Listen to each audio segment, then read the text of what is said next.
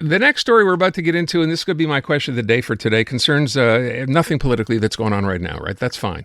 Later, we're going to be talking about the economic update after 3 o'clock, get you some information on that. If there's something in there that, maybe translates into some good news, we're going to break it down with an accountant. We'll have someone from the Canadian Taxpayers Federation on that as well. And I think I mentioned this story last week when I first saw it. I put it in my Are You Kidding Me file. If you did not hear, researchers in Australia are recommending that parents begin asking babies for consent before diaper changes. This is part of promoting body autonomy and healthy boundaries.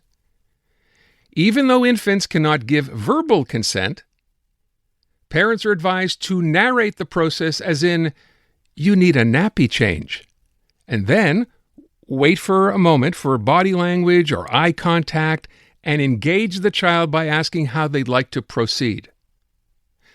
Now, again, when I first saw this, I thought this is a joke. And second, I thought they can't be serious.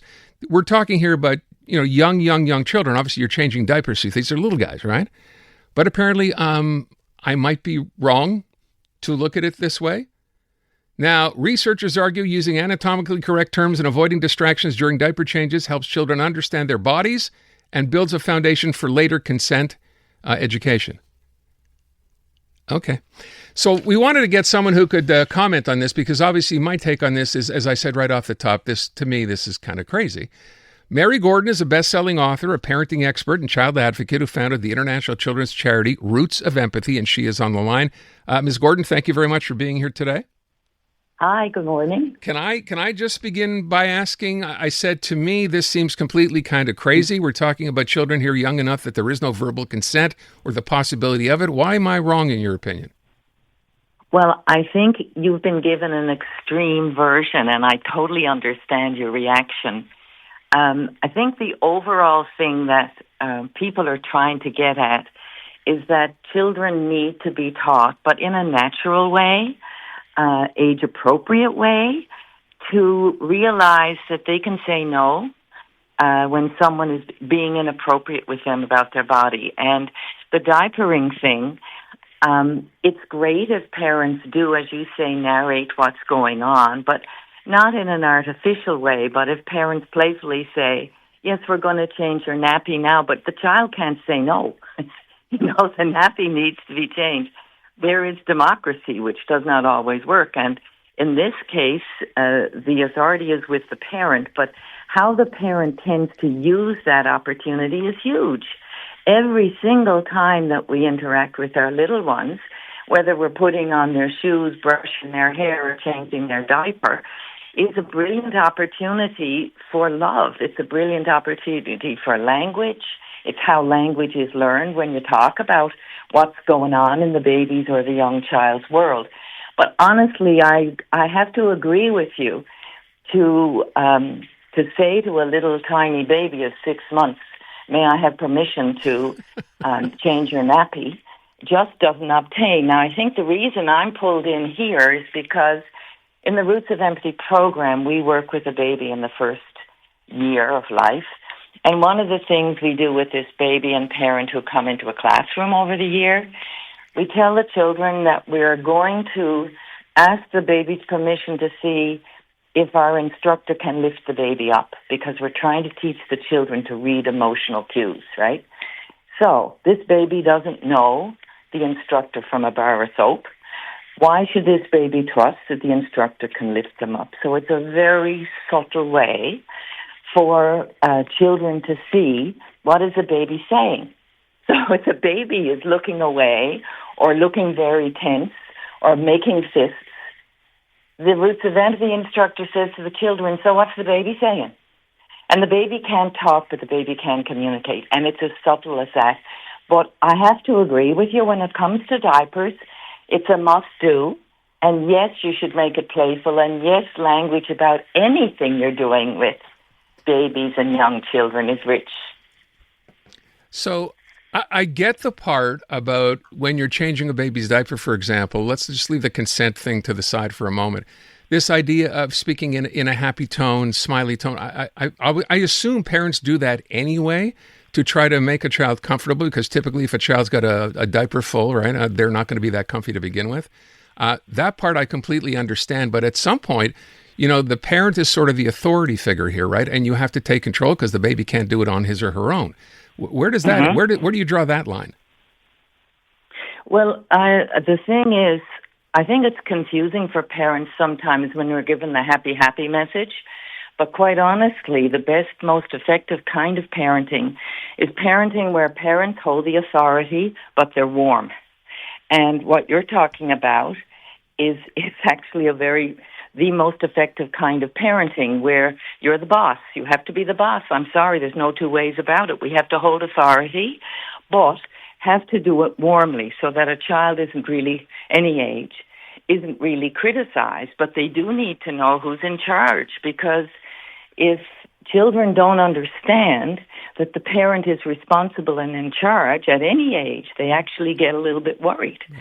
So there are lots of confusing messages for parents, and I don't think you should assume that every parent talks to the children when they're doing the mundane things like brushing their teeth, which they hate, or changing diapers. And active babies hate to be corralled and have to lie down and wait for this boring task. But so I think you raise great points here. I wonder, when I heard you say, I kind of laughed to myself, and you say babies have to sit there and, of course, wait to be changed because they have more important things to do, I guess, than have their diaper changed. But more fun things. That's right. But then I think to myself, we live in an era now where the whole idea, and maybe this is a bit of an extension to what we're directly talking about, but where parents have become their child's friends. We talked about this in a variety of different, sort of forms. This idea where parenting, the line goes this far, but then a parent will try to become a child's friend. And you end up with a situation, we just talked about authority, and if you're friends, it kind of makes it seem like you both have equal say in what's going to happen next, when in fact we just talked about authority that parents need to have to make a child feel comfortable and safe. Where does that line get drawn? Because I know there's been obviously a lot of pushback now, right? We had a generation decide, I want to be my child's best friend. That's not working out so well. So where's that line?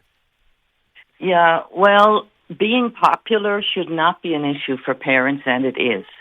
And excuse my phone ringing, I'm ignoring. It's okay.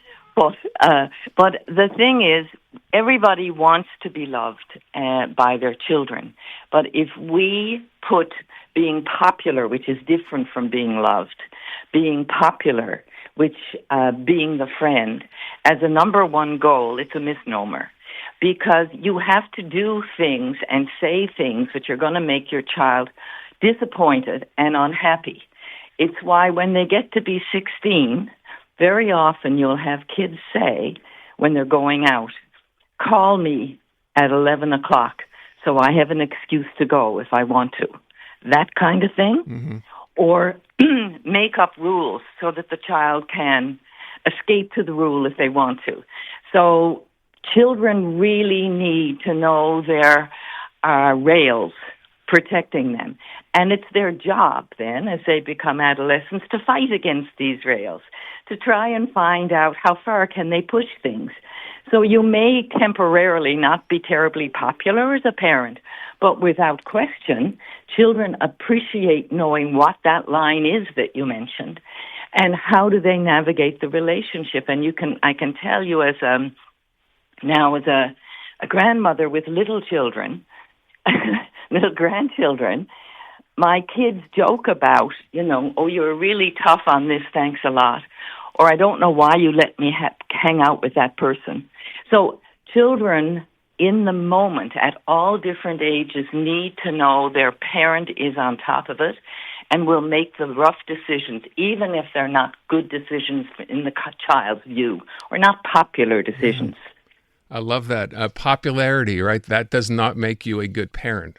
You have to Definitely define not. that line. I want to thank you so much, Ms. Gordon. I do appreciate your insight this afternoon. Thanks again. Okay, all of it. Take good care. All right, so there you go. I started with this whole first Australian study. We kind of went a little wide on this, but to me, this is fascinating, right? This whole idea, because I think we can all agree this whole I want to be my child's friend routine has in fact not worked out all that well.